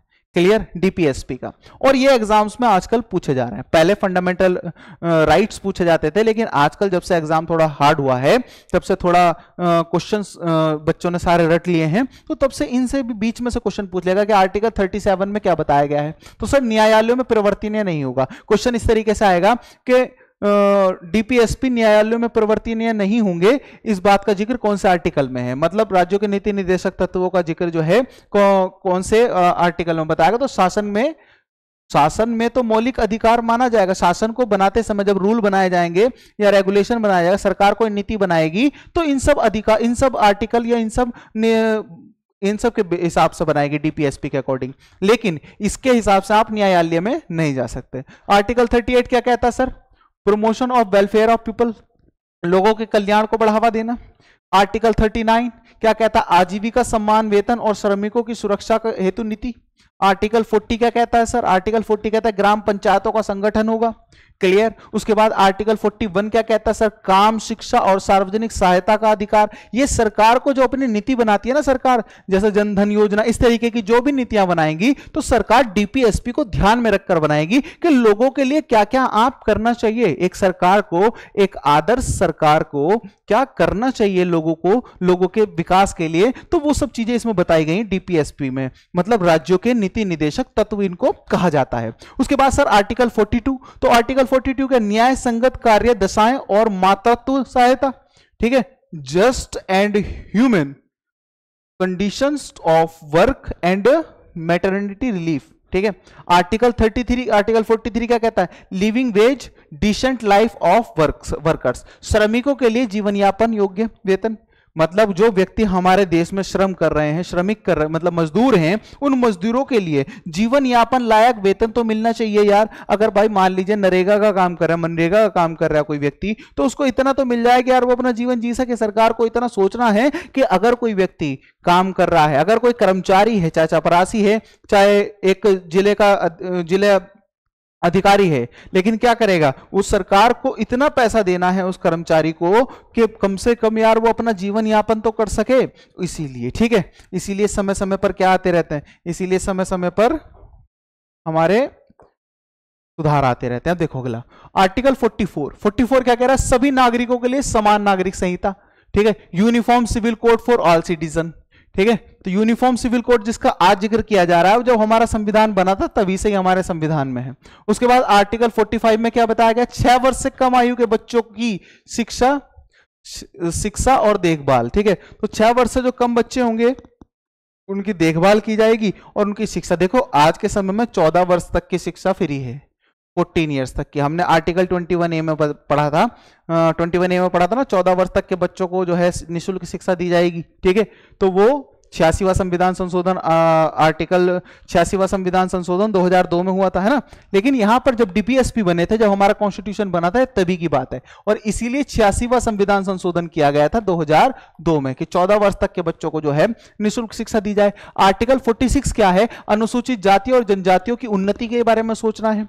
भाई मान लीजिए हमारे देश में कोई एक ऐसा तबका है जो आजादी से पहले होता था कि हम जो निचली जातियां हैं जिन्हें हमारे समाज ने बना रखे, इंसान भगवान ने तो एक ही जैसा बना रखा है, लेकिन कुछ जातियां अपने आप को ऊपर समझती हैं, कुछ जातियां दूसरों को नीचे समझती हैं। तो जो ऊपर समझता है खुद को, वो नीचे वालों को हमेशा दबाने की कोशिश करेगा, और ऐसे दबाने के चक्कर में हमारे देश में पहले से ही जो है चीजें चलती आ रही हैं, जात पात ये सब चीजें ये तभी से तो चलती आ रही हैं। तो अनुसूचित जाति और अनुसूचित जनजाति के लोगों को उन्नति उनकी करने के लिए सरकार क्या है, समय समय पर योजना बनाएगी। तो आर्टिकल 46 इस बारे में बताता है। नशीले पदार्थों पर निषेध, आर्टिकल 47।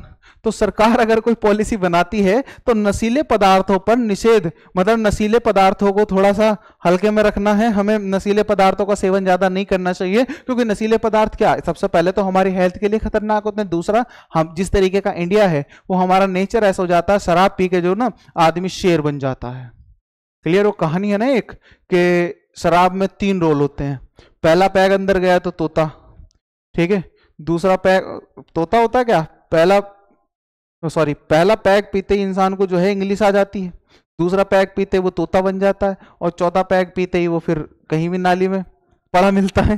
तो इसी तरीके से जो सिस्टम है, क्या यार अगर नशीले पदार्थों का सेवन इस तरीके से ज्यादा हो गया, तो जो लोग कम पढ़े लिखे, जो पढ़ना लिखना नहीं जानते, जो ज्यादा इधर उधर घूमते फिरते हैं, जो मतलब ज्यादा एजुकेशन को काम नहीं ध्यान देते, तो क्या होगा सर, वो बेकार हो जाएंगे, तो पिए पड़े रहेंगे ना, मजा आता है उसमें, रिलैक्स मिलता है ना। तो इसी तरीके से आर्टिकल 47 इसमें बताता। आर्टिकल 48 क्या बताता सर? कृषि और पशुपालन का संगठन करना। आर्टिकल 48A क्या कह रहा है सर? पर्यावरण संरक्षण और सुधार। 42वें संविधान संशोधन द्वारा जोड़ा गया था कि पर्यावरण, 42वां कब हुआ था सर? 1976 में हुआ था ना। हाँ, तो पर्यावरण संरक्षण और सुधार, तो जो आज के समय में जैसे पोल्यूशन हो रहा है, दिल्ली में पोल्यूशन आप देख ही रहे हैं, तो इसी तरीके से और जगह जगह पोल्यूशन हो रहा है। दिल्ली क्यों, दिल्ली तो हमने केवल सेंटर मान रखा, इसी तरीके से पकड़ते रहते हैं, हर जगह आज के समय में पोल्यूशन बढ़ रहा है, और उस पोल्यूशन पर ध्यान अगर हम नहीं देंगे तो फिर आने वाली जनरेशन मास्क पहनकर ही घूमेगी। और जैसा भी हम देखते हैं ना, एलियंस स्पेसशिप में जाते हैं मास्क लगाकर,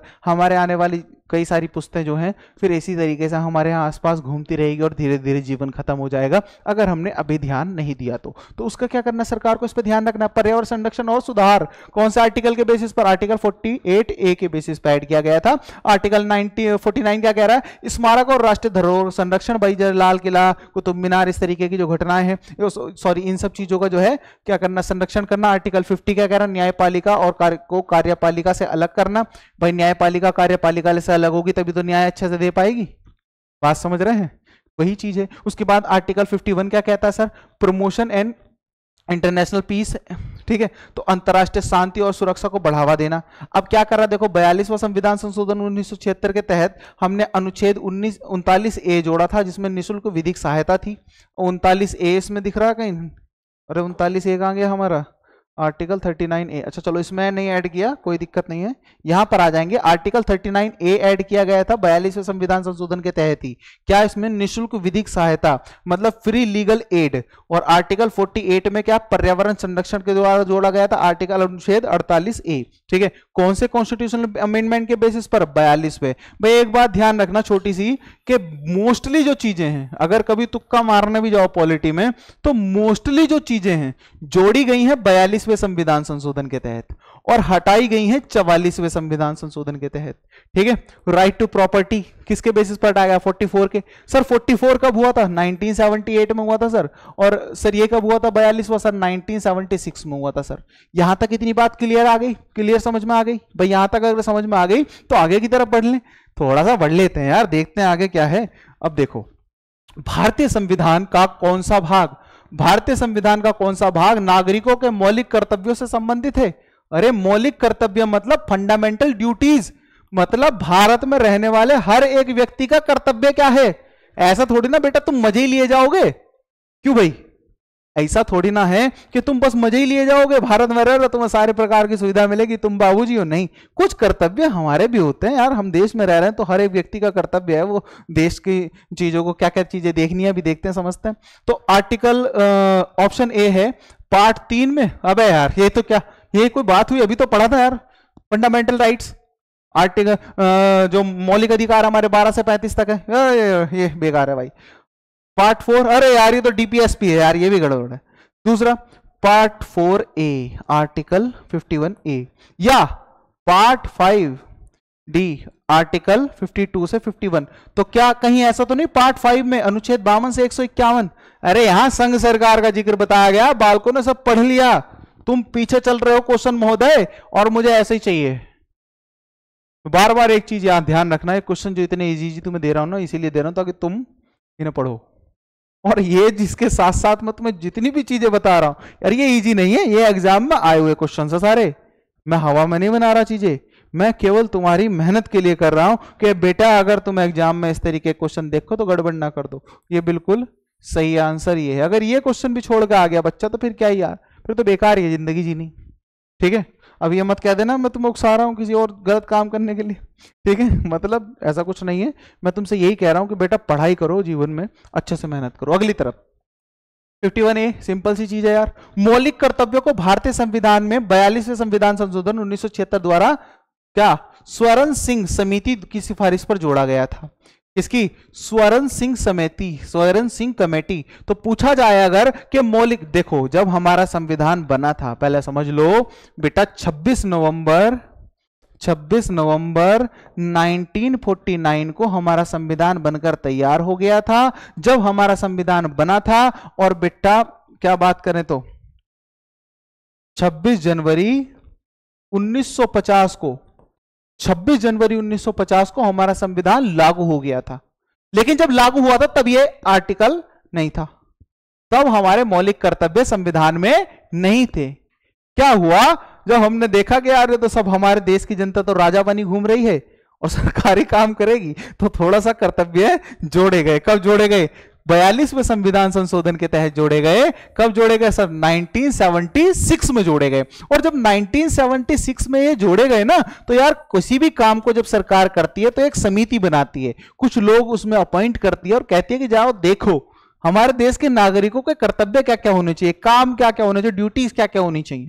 तो क्या है, कौन सी समिति थी? स्वर्ण सिंह समिति थी। इस स्वर्ण सिंह समिति के बेसिस पर 42वें संविधान संशोधन करके 1976 में, मैंने क्या कहा था, जोड़ा गया तो 42वां, हटाया गया तो 44वां। ध्यान रखेंगे, जोड़ा गया 42वां संविधान। वैसे तो बहुत सारे कॉन्स्टिट्यूशनल अमेंडमेंट हुए हैं, नहीं सब में 42 कर दो 42 कर दो, ऐसा नहीं है बेटा, मोस्टली चीजों में। ठीक है, अगली बात की जाए तो यह संविधान के भाग 4A और अनुच्छेद 51A में है।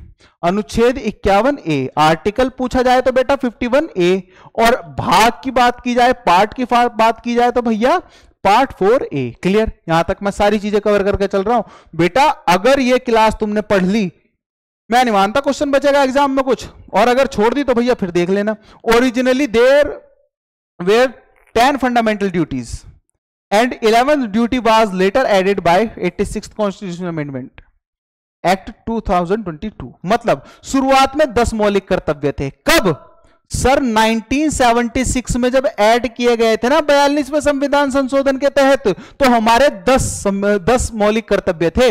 जब स्वर्ण सिंह समिति आई थी, कमेटी आई थी, स्वर्ण सिंह कमेटी, इस स्वर्ण सिंह कमेटी के बेसिस पर, रिकमेंडेशन पर 10 मौलिक कर्तव्य थे। कितने थे? 10 मौलिक कर्तव्य थे। 10 मौलिक कर्तव्य थे। लेकिन आज 2025 में कितने हैं सर? अरे सर 11 है, 10 में एक और जोड़ दिया गया। और ये एक क्या जोड़ दिया गया सर? 11वां कर्तव्य 86वें संविधान संशोधन 2002 के तहत जोड़ा गया था। और तुम्हें पता है 86वां संविधान संशोधन 2002 क्या है? अरे शिक्षा से रिलेटेड है, अरे भाई एजुकेशन से रिलेटेड है। तो यही कुछ ना कुछ कर्तव्य होगा साहब, देखते हैं। अभी हम तो कम पढ़े लिखे, जानते तो हम कुछ है नहीं। देखो मौलिक कर्तव्यों की सूची, आर्टिकल 51A। तो देखो पहला मौलिक कर्तव्य क्या है? संविधान का पालन करना, उसके आदर्शों और संस्थाओं, राष्ट्रीय ध्वज और राष्ट्रीय गान का सम्मान करना। भाई क्लियर है? राष्ट्रीय गान का सम्मान करना पहला कर्तव्य। दूसरा, स्वतंत्रता संग्राम से प्रेरित रहे महान आदर्शों का पालन और सम्मान करें। तीसरा, भारत की संप्रभुता, एकता और अखंडता की रक्षा करें। भाई ये ना कि ऐसा ना हो कि तुम भारत को तोड़ते फिर रहे हो, ये हर एक व्यक्ति का कर्तव्य है। अगर आज कोई व्यक्ति ये कहता कि मैं तो उत्तर प्रदेश का हूं और उत्तर प्रदेश ही है देश में सबसे अच्छा राज्य और उत्तराखंड वाले सबसे बेकार हैं, ऐसा नहीं, ठीक है? आप देश को बांध कर रखें, कोई भी बात ऐसी ना कहें जिससे देश में फूट पड़े। और इसीलिए कहा जाता है ये कर्तव्य है, इस पे भी चैलेंज नहीं हो सकते, ये केवल ड्यूटीज हैं, हर व्यक्ति को करना चाहिए। क्लियर? उसके बाद अगर बात की जाए देश की रक्षा करना और आवश्यकता पड़ने पर राष्ट्रीय सेवा देना। भाई जब कारगिल का युद्ध हुआ था तो आपने नाना पाटेकर का इंटरव्यू सुना होगा, नाना पाटेकर भी गए थे कहां? कारगिल की लड़ाई में, ठीक है? तो आप जब आपके देश को जरूरत पड़े, हमारे भारत की अगर लड़ाई होती है तो हमारे देश का जितना भी युवा है, जितना भी यूथ है, क्या लड़ने नहीं जाएगा? भाई खून में आग लग जाती है हमारे। हम अपने देश को अपनी मां समझते हैं और हमारी मां पर अगर कोई एक भी कदम रख दे तो हम बर्दाश्त नहीं करेंगे। उसके लिए भारत का हर एक युवा खड़ा हो जाएगा लड़ने के लिए। किससे? जो भी दुश्मन होगा। किसी की भी हिम्मत हो तो आ जाओ, भिड़ लो। इसीलिए क्या कहा जाता है? मेरा देश महान और सबसे ऊपर देश है। अगर देश है तो सब कुछ है। देश है तो धर्म भी है, जाति भी है। वरना बेटा जब दूसरा देश को अटैक कर देगा तो फिर अपने रूल एंड रेगुलेशन लाएगा, हमारा संविधान डिमोलिश कर देगा। जब हमारा संविधान ही खत्म हो जाएगा तो लड़ोगे किसके लिए? अरे इसीलिए तो बचाना पड़ेगा ना। तो इसीलिए अगर कोई दूसरी देश, दूसरी शक्ति हम पर अटैक करती है तो पूरी ताकत के साथ उससे लड़ना चाहिए, ताकि हमारा संविधान सुरक्षित रहे, हम सुरक्षित रहे, भाई हमारे आने वाली जनरेशन सुरक्षित रहे भैया। ठीक है, बात समझ में आई? इसीलिए अगली चीज देखते हैं यार, भारत के सभी नागरिकों में धर्म, भाषा और क्षेत्रीय विविधताओं से ऊपर उठकर सौहार्द और भाईचारे की भावना बढ़ाना। और देखो इस मामले में तो यार हम बहुत आगे हैं। अगर तुमने कभी पबजी खेला हो और साउथ इंडियन लड़के तुम्हारे स्क्वाड में आ जाए, तुम नॉर्थ इंडिया से हो, तो तुम क्या करोगे? वो कुछ भी कह रहा हो, ठीक है, इल्ले आजकल तो पबजी ने भी वो उसमें लैंग्वेज ऐड कर दिया, मैं खेल लेता हूं कभी कभी, ठीक, तो क्या है तो उसमें क्या है, सिंपल सी एक चीज है कि उसमें नई नई जो लैंग्वेज है वो ऐड कर दी गई है। तो अगर कोई व्यक्ति साउथ इंडिया का है और नॉर्थ इंडिया का व्यक्ति अगर उसकी एक दो बात समझ रहा है, चीजें समझ रहा है, तो क्या एक कोऑर्डिनेशन बन रहा है, टीम बन रही है, 4 लोगों की टीम पबजी में, ठीक है। अब ऐसा नहीं पबजी खेलने लग जाओ, ये गलत चीज है, लत है बहुत बड़ी। और ऐसा कुछ चीज नहीं जो नहीं करनी चाहिए, पहले एक बार देख लेनी चाहिए, फिर उसको छोड़ भी देना चाहिए। किसी चीज को लत नहीं बनाना चाहिए, टाइम पास होना चाहिए वो चीजें, ठीक है, क्लियर है। तो इसीलिए क्या करना है, आपको सभी भाषाओं की इज्जत करनी है, सभी लोगों को एक साथ मेलजोल बनाकर रखना है। कोई पता चले कोई पंजाबी बोल रहा है, कोई हिंदी बोल रहा है, हमारे देश में पंजाबी लैंग्वेज में कितने गाने सुने जाते हैं, कितना ज्यादा हम इंजॉय करते हैं। हमारी मिश्रित संस्कृति की समृद्ध विरासत का सम्मान करना और संरक्षण करना। भाई हमारे यहाँ पर अलग अलग संस्कृति है, उनका सम्मान करना है। वन, झीलें, नदियों और वन्य जीव सहित प्राकृतिक पर्यावरण की रक्षा करना, सुधार करना और जीव जंतुओं के प्रति करुणा रखना, ठीक है। जीव जंतुओं के प्रति आपको करुणा रखनी चाहिए, जीव जंतुओं को फालतू में नहीं मारना चाहिए। और आजकल ऐसे बहुत सारे इंसिडेंट दिखाई देते हैं जहां पर कोई व्यक्ति किसी कुत्ते को मार रहा है, कोई व्यक्ति किसी जीव को मार रहा है, तो उन सब चीजों से बचना चाहिए। वन्य जीव वन्य जीव सहित प्राकृतिक पर्यावरण को बचाकर रखना चाहिए। वन झीलें, अगर मान लीजिए कोई झील है, तुम उसमें जाकर यार कूड़ा करकट फेंक रहे हो तो झील तो गंदी हो जाएगी ना, प्रदूषित हो जाएगी, पोल्यूटेड हो जाएगी। अब उसमें जो जीव जी रहे हैं तुम उन्हें भी मार रहे हो यार। तो इसलिए 7वां मौलिक कर्तव्य हमारा क्या कहता है कि इन सब चीजों को बचाना। 8वां वैज्ञानिक दृष्टिकोण, इसे गौर से पढ़ लो। वैज्ञानिक दृष्टिकोण, मानवतावाद और सुधार एवं जिज्ञासा की भावना विकसित करना। वैज्ञानिक दृष्टिकोण मतलब एक साइंटिफिक टेम्पर, ठीक है। ये साइंटिफिक टेम्पर क्या है, आपको हर धर्म के लोगों को अपने धर्म को मानना एकदम वाजिब है, ठीक है। लेकिन उसके अनुसार आज के समय जो साइंस चल रहा है, उस साइंस को अगर आप गलत बता रहे हैं कि रॉकेट ऐसी कुछ चीज हो ही नहीं सकती, उड़ ही नहीं सकता, ठीक है। अरे कैसे नहीं उड़ सकता यार, साइंस है, साइंस के बेसिस पर काम हो रहा हो। कुछ भी चीज है उसके पीछे अगर साइंस है तो साइंस को समझो, ठीक है। वो किसी भी भगवान, अल्लाह, गॉड, ये जितने भी हैं उन सब का मतलब उन सब का भी रोल है जीवन में। आपकी मानसिकता है वो, ठीक, वो आपकी आस्था है। लेकिन अगर किसी चीज के पीछे साइंस है तो उस साइंस को समझो, उस वैज्ञानिक दृष्टिकोण को समझो। मानवतावाद, आजकल मैं बहुत देख रहा हूं सोशल मीडिया पर, बहुत सारे ऐसे हैं जो कट्टर हिंदू, कट्टर मुस्लिम, जहां कट्टरवादिता आ जाए ना वहां मानवता का अंत हो जाता है। मतलब आप किसी एक धर्म के लिए दूसरे सभी को मार दोगे, और इस तरीके का वातावरण बनाना देश के लिए सबसे बड़ा खतरा है, ठीक है। देश में जगह जगह दंगे हो जाते हैं, जगह जगह बवाल हो जाता है। किस लिए? केवल आपके उल्टे सीधे एक प्रोफाइल बना दिया आपने, कुछ लोग आपसे इंप्रेस हो गए, ओहो कितना कट्टर, बहुत अच्छी बात है, कट्टर हिंदू हो या कट्टर मुस्लिम हो, दोनों ही गलत हैं, ठीक है। आप मानवता का भाव बनाकर रखें, जीव सुधार एवं जिज्ञासा और भावना को विकसित करना। क्लियर। अगला आर्टिकल 9, सार्वजनिक संपत्ति की रक्षा करना और हिंसा से दूर रहना, ठीक है। सार्वजनिक संपत्ति मतलब जो सभी लोगों को, जब पार्क है तो उसकी सुरक्षा रखना। भाई चोरी करके ले जाए, पता चला लोहा चोरी करके ले जाके बेच दिया यार, ठीक है, तो ऐसा नहीं करना, क्या करना, और हिंसा से दूर रहना। सभी व्यक्तिगत और सामूहिक कार्यों में उत्सुकता के लिए प्रयास करना ताकि राष्ट्र निरंतर उन्नति करे। उसके बाद 86वें संविधान संशोधन 2002 द्वारा जोड़ा गया था, मैंने बताया था 6 वर्ष से 14 वर्ष तक के बच्चों को शिक्षा उपलब्ध कराना, यह सुनिश्चित कराना कि वे विद्यालय जाएं, जो हर एक मां बाप का कर्तव्य है।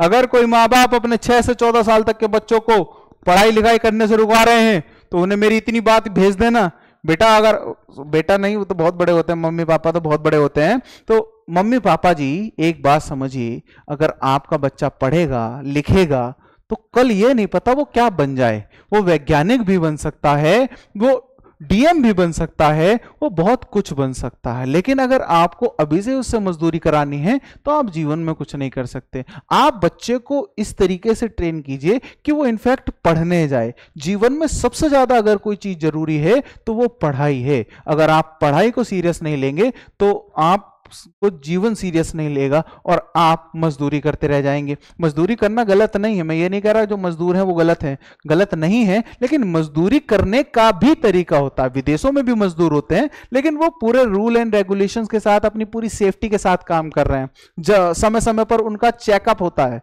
और हमारे यहाँ एक मजदूर आदमी दिन में मजदूरी करेगा, शाम को अपना अल्कोहल का सेवन करेगा और सो जाएगा। इसी तरीके चलते चलते एक दिन खबर आती है कि अब वो नहीं रहे। क्यों नहीं रहे? क्योंकि काम ही ऐसा, दिन भर मजदूरी की मेहनत की बेचारे ने, शाम को अल्कोहल पी रहे हैं, तो शरीर तो धीरे धीरे खत्म होता जा रहा है ना। यही चीज है सबसे बड़ी कमी हमारे देश में, हमारे यहाँ और हमारे समाज में। इसलिए थोड़ी कोशिश करो, इन चीजों को समझो। जो बच्चा पढ़ा लिखा होगा वो जानेगा कि शराब मेरे जीवन के लिए हानिकारक है, तो पिएगा भी तो उतनी नहीं पिएगा, है ना। कुछ भी चीज करेगा तो उसे इनफैक्ट पता हो कि मैं जो कांड कर रहा हूं इस कांड का परिणाम क्या है। क्लियर है ना। तो यही चीजें हैं, इन सब चीजों को समझना। आगे की तरफ देखते हैं यार क्या है। अब देखते हैं यार, भारतीय संविधान का कौन सा अनुच्छेद संविधान संशोधन की प्रक्रिया से संबंधित है? संविधान संशोधन कल ही तो पढ़ाया है, ये दोबारा कैसा आ गया, धोखे से आ गया। आर्टिकल 368, ठीक है, आर्टिकल 368 इज राइट आंसर। और अगर भाग पूछा जाए तो कौन से भाग में है? सर भाग 20 में। देखो भाई, मैं एक क्वेश्चन के बेसिस पर काम नहीं कर सकता। एक क्वेश्चन है, इसका आंसर करके दिखा दिया मैंने तुम्हें, फिर दूसरा क्वेश्चन लिख कर फिर इसको आंसर करके दिखा दूं, ये बच्चों वाले खेल है, मेरे बस की नहीं है। मैं इन सब चीजों से पहले डिटेल्ड पढ़ेंगे, उसके बाद जब प्रैक्टिस करेंगे तो बहुत सारे मिसलिनियस क्वेश्चन लेकर आएंगे, अलग अलग सब्जेक्टों के सब ऐड कर देंगे, उसके बाद हम पढ़ेंगे। क्लियर है? पक्की बात। अब देखो यार, इसका आंसर बता दिया, इसमें क्या बताऊं, ठीक है, ये आर्टिकल 360 क्या है, 370 क्या है, 352 मैं तुम्हें सब पढ़ा दूंगा। ये नेशनल इमरजेंसी है, ठीक है, तो ये नेशनल इमरजेंसी है, ठीक है, तो ये सब चीजें हैं तो हम तो पढ़ाई दी हैं, अभी तो कल भी पढ़ाई है यार नेशनल इमरजेंसी। अब एक चीज बार बार करते चले जाओ और बार बार नए नए बैच बनाए जाओ कि दिल्ली पुलिस का ये उसका ये उसका ये उसका, तो गलत है ना यार। आप पढ़ लो इसको, ये दिल्ली पुलिस का तुम्हारे यूपी कांस्टेबल का भी हो जाएगा, बदल थोड़ा ना जाएगा कुछ इसमें। आ जाओ आगे की तरफ बढ़ते हैं यार।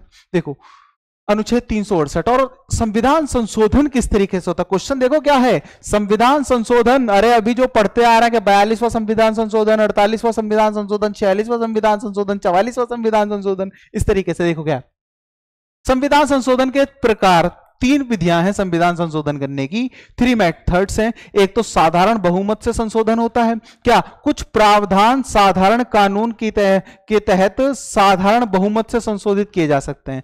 Simply majority of members present and voting in both house, मतलब अगर दोनों हाउस, मतलब 2 हाउस क्या मतलब हमारी जो संसद है भाई, संसद का जिक्र कौन से आर्टिकल में है, कल ही पढ़ा है 79 यार, क्लियर है। अब 79, अब 80 में राज्यसभा और 81 में लोकसभा। जब 81 में राज्यसभा और लोकसभा, तो लोकसभा में हमारे क्या होते हैं, एमपीज होते हैं। क्या होते हैं सर, एमपीज होते हैं। राज्यसभा में राज्यों के विधानमंडल चुनकर भेजते हैं। भाई क्लियर, इतनी बात समझ में आई। तो इसी तरीके से दोनों में बहस होगी और जो बहुमत होगा, जो जहां के एमपीज में बहुमत होगा वो वोटिंग होगी, जिनको वोटिंग ज्यादा अच्छी हो जाएगी वो सिंपल क्लियर। तो जैसे उदाहरण के लिए जैसे नए राज्यों का गठन या प्रवेश, तो 2-3 आर्टिकल 2-3 के बेसिस पर। नागरिकता से संबंधित प्रावधान तो सिंपल सी आप कर सकते हैं, सिंपल साधारण बहुमत से संशोधन कर सकते हैं। संसद में कोरम, वेतन आदि से संबंधित तो सिंपल जो है इसके बेसिस पर आप संशोधन कर सकते हैं। दूसरा अगर मैं अगली तरफ बढ़ूं सर, तो दूसरा क्या, विशेष बहुमत से संशोधन। अरे इसमें क्या है तो देखते हैं, प्रत्येक सदन की कुल सदस्य संख्या का बहुमत और उपस्थिति दोनों का 2/3 बहुमत आवश्यक है। मतलब प्रत्येक सदन मतलब लोकसभा और राज्यसभा, तो लोकसभा और राज्यसभा के कुल सदस्यों की संख्या का बहुमत, मतलब मान लीजिए 500 है तो 500 में से कितना बहुमत बनेगा, क्लियर। मतलब 500 ऐसा मैं तुम्हें एक एग्जैक्ट वो नहीं बता रहा, कहीं यही मेरे ऊपर केस कर दो 500 में तुम्हें एक नॉर्मली आंकड़ा बताया है, ठीक है। वो अभी दोबारा, वो अभी हम अगली क्लास में पढ़ेंगे, वो अगला है मेरा लोकसभा राज्यसभा ये सब पढ़ेंगे अभी, उसमें उसके क्या क्या कार्यवाही होती है, क्लियर। तो उसका 2/3 बहुमत आवश्यक है, क्लियर। मौलिक अधिकार अगर आपको इस करना है तो इसके हिसाब से मौलिक अधिकार राज्यों के नीति निर्देशक तत्व, मौलिक कर्तव्य, इन सब में परिवर्तन करेंगे तो विशेष बहुमत से संशोधन आपको करना होगा। मतलब प्रत्येक जो मतलब 100-500 व्यक्ति हैं तो 500 व्यक्ति की संख्या होनी चाहिए और उसके हिसाब से कितने प्रेजेंट हैं उनके हिसाब से भी होना चाहिए और उनको प्रेजेंट होना चाहिए। उसका 2/3 बहुमत आवश्यक है। 2/3 मतलब 300 में से 200 व्यक्तियों का बहुमत इसमें होना चाहिए, तब जाकर आप बदलाव कर सकते हैं, ठीक है। मतलब कोई एक ऐसा मौलिक अधिकार आप ऐड करना चाह रहे हैं तो 300 में से 200, 2/3, ठीक है। बात समझ में आई, क्लियर, बात समझ में आई। 3 में से 2 आप उसमें राजी होने चाहिए। अगली बात है यार, अगर आगे की तरफ बढ़े बात करें तो सर, तो विशेष बहुमत प्लस आधे राज्यों की स्वीकृति द्वारा संशोधन, मतलब कुछ मामले में संसद के से पारित होने के बाद संशोधन को कम से कम आधे राज्यों की विधानसभाओं द्वारा अनुमोदित करना पड़ता है। मतलब राज्यों की विधानसभा, मैंने बताया था आर्टिकल 168, ठीक है भाई। 79 में क्या करना, 79 ओहो गड़बड़ हो गई, यहाँ करते हैं 79 में 89 ऐड करना है तो 9 दूनी 18, 8 दूनी 16, 168, ठीक है। तो क्या राज्यों की विधानसभाएं, ठीक, क्लियर है भाई, क्लियर है। 7 यहाँ तो विधानमंडल का जिक्र है ना 168 में, विधानसभा हो जाएंगी फिर 170, ठीक है।